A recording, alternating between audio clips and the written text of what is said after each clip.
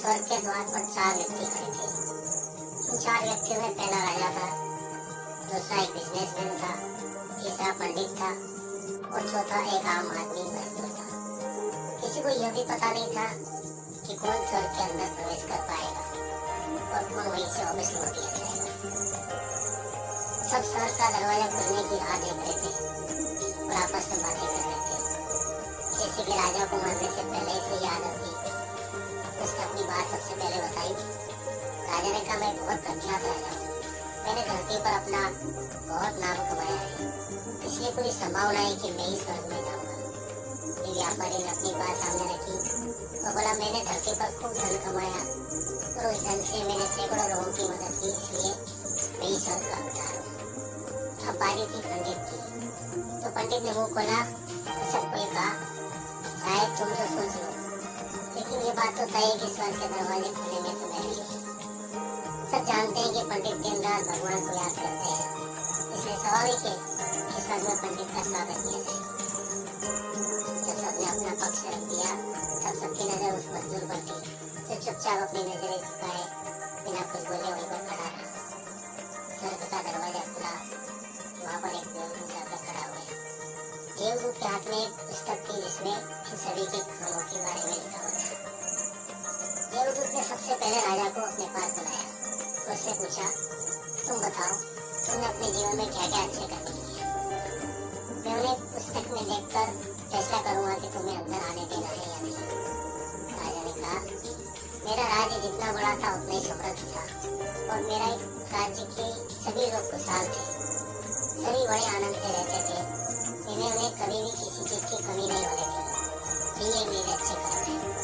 देवदूत ने अपनी पुस्तक में देखा तो देखने के बाद राजा से बोला, तुम सच बोलते हो, तुमने अपने राज्य की प्रजा को बहुत सुखी रखा था, लेकिन तुमने अपने राज्य की सीमा बढ़ाने के लिए जितने युद्ध किए थे, उन युद्ध की वजह से हजारों सैनिकों ने अपनी जान गंवानी थी। उन हजारों सैनिकों के परिवार के दुख के कारण तुम मरे थे, इसलिए तुम स्वर्ग में नहीं आ सकते।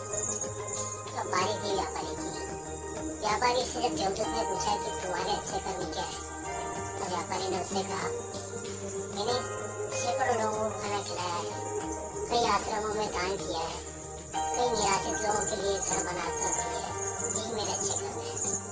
देवदूत ने फिर से अपनी पुस्तक में ध्यान से देखा और देखने के बाद व्यापारी से कहा, तुम्हारा कहना भी ठीक है कि तुमने बहुत दान धर्म किया है, लेकिन ये दान धर्म तुमने जिन पैसों से किया, उन पैसों को कमाने के लिए तुमने न जाने कितने झूठ बोले, कितनी हेरा फेरी की है और कितनी मिलावटें की है, इसलिए तुम भी स्वर्ग में नहीं आ सकते।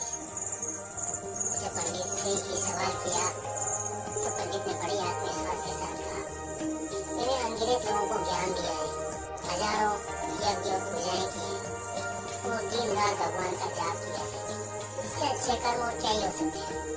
देवदूत ने अपनी पुस्तक के अंदर झांककर देखा और पंडित से कहा, आपने जितने भी लोगों को जो भी ज्ञान दिया है, उन बातों पर खुद कभी अमल नहीं किया। आपने यज्ञ पूजा या भगवान का नाम निस्वार्थ भाव से कभी नहीं किया, इसलिए आपका भी स्वर्ग में आना प्रतिबंधित है। ये सब देखकर हैरान था। वो अब तक जिन्हें महान समझता आ रहा था, उनकी व्याख्या स्वर्ग के दरवाजे पर आकर बदल गई। धरती पर जिन कामों को अच्छा समझा जाता है, उनका यहाँ पर कोई मूल्य नहीं था।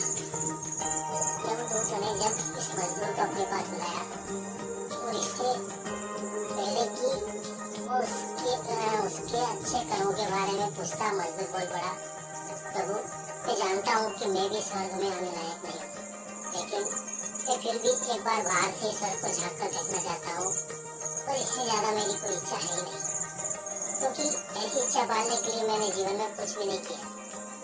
मैं पूरा दिन मेहनत करता और जो भी पैसे कमाता उन्हें अपने परिवार के पालन पोषण में खर्च कर देता, इसलिए दान धर्म के लिए कुछ बचता ही नहीं। लोगों की भला कितनी क्या सेवा करता, क्योंकि काम के बाद जब थोड़ा सा समय मिलता उसको अपने बूढ़े माँ बाप की सेवा में बिता देता। और ये सब करने के बाद मैं कभी कभी मंदिर में चला जाता और भगवान से जितना भी मुझे दिया है उस जीवन के लिए धन्यवाद कहता। देवदूत ने अपनी पुस्तक में बड़े ख्याल से देखा और थोड़ी देर देखते रहा। उसने मजदूर से पूछा कि तुम याद करके बताओ, तुमने कभी तुम्हें अच्छा काम किया होगा? मजदूर हाँ, मुझे थोड़ा थोड़ा याद है, एक बार मैं बहुत भूखा था और मैं खाना खाने बैठा ही था कि एक बहुत ही कमजोर कुत्ता जो ठीक से चल भी नहीं पा रहा था तो मेरे पास आ गया और मेरे खाने को फेंकने लगा। तब मैंने अपनी रोटी से गिरा दी थी और उस दिन मैं खुद भूखा सोया था। मजदूर की बात सुनने के बाद देवदूत घुसकर आया और मजदूर को बड़े सम्मान से स्वर्ग के अंदर ले गया। दोस्तों, अच्छे कर्म लोग मोह माया इन सब भाव में आकर नहीं किए जाते, तो ना ही उन्हें अच्छे कर्मों की श्रेणी में गिना जाता है। निस्वार्थ भाव से किया गया एक ही अच्छा कर्म आपके जीवन के सारे पाप धोने की शक्ति रखता है।